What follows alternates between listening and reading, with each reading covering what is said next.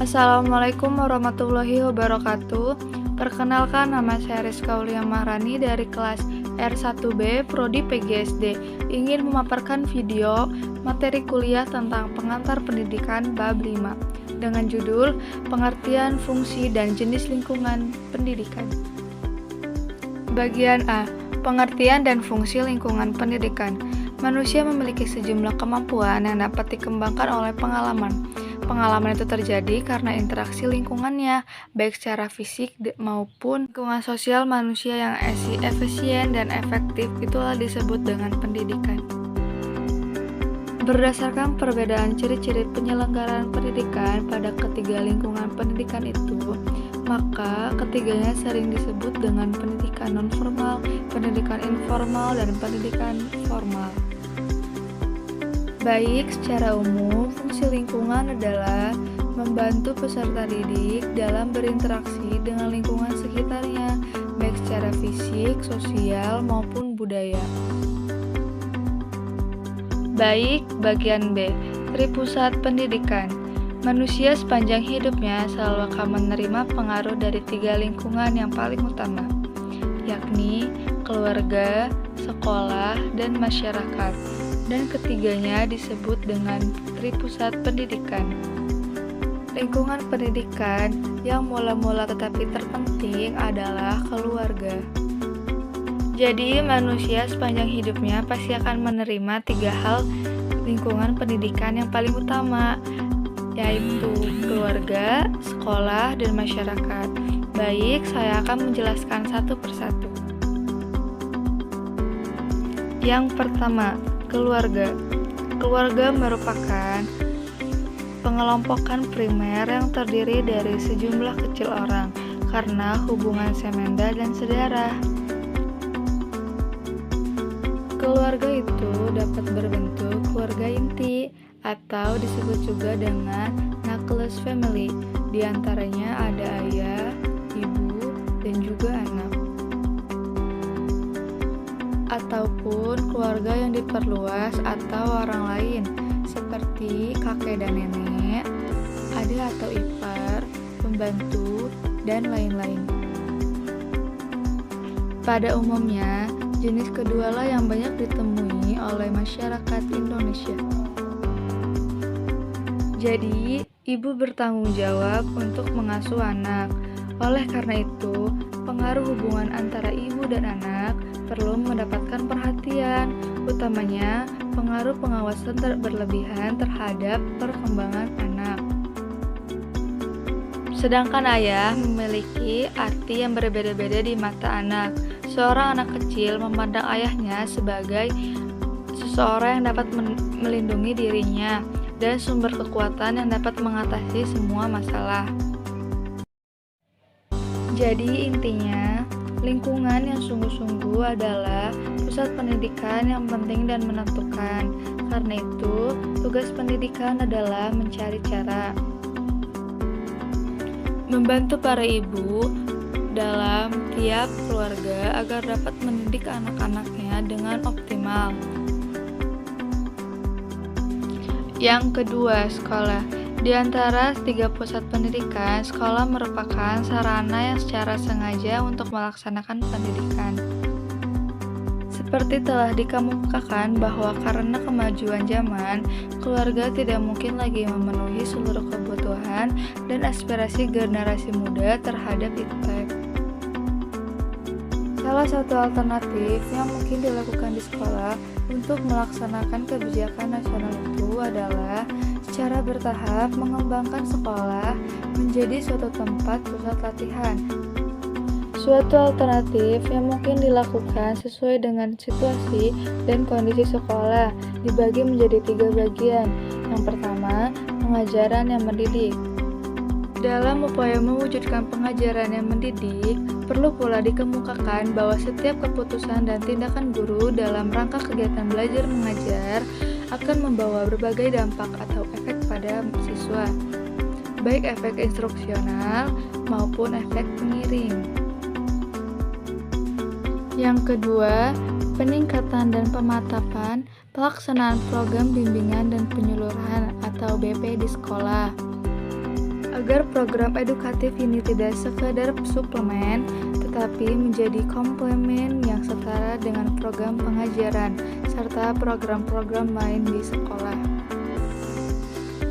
Yang ketiga, pengembangan perpustakaan sekolah menjadi suatu pusat sumber belajar atau PSB yang mengelola bukan hanya bahan pustaka, tapi juga berbagai sumber belajar lainnya, baik sumber belajar yang dirancang maupun yang dimanfaatkan.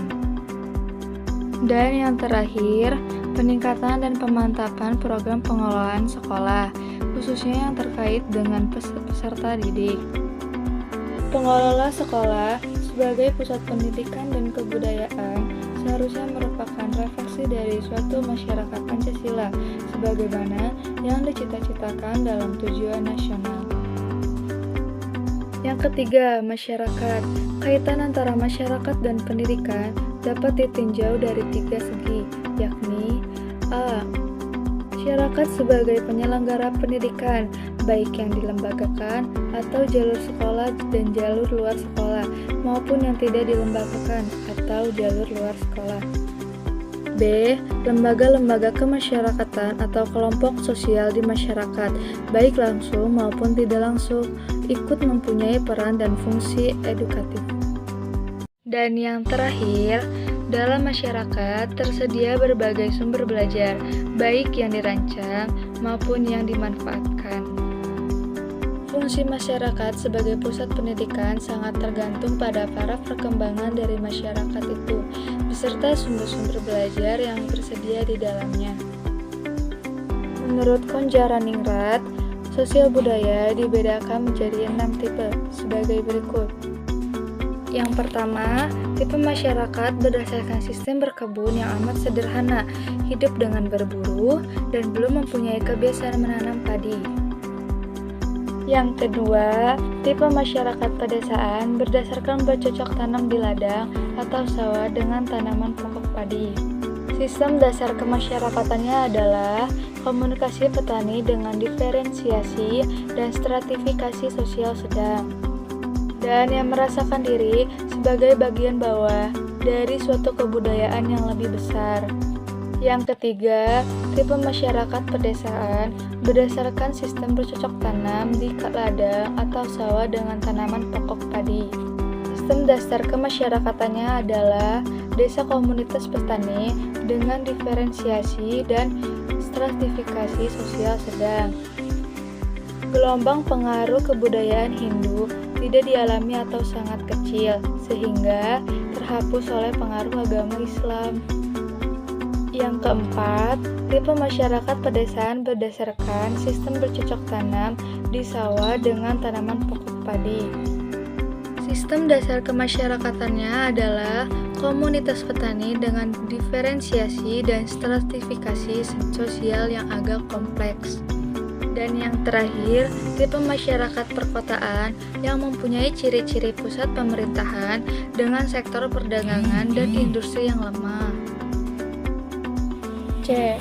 Pengaruh timbal balik antara pusat pendidikan terhadap perkembangan peserta didik. Perkembangan peserta didik, seperti juga tumbuh kembang anak pada umumnya, dipengaruhi oleh berbagai faktor, yakni hereditas, lingkungan proses perkembangan, dan anugerah. Khusus untuk faktor lingkungan, peranan pusat pendidikan itu yang paling menentukan, baik secara sendiri-sendiri ataupun secara bersama-sama.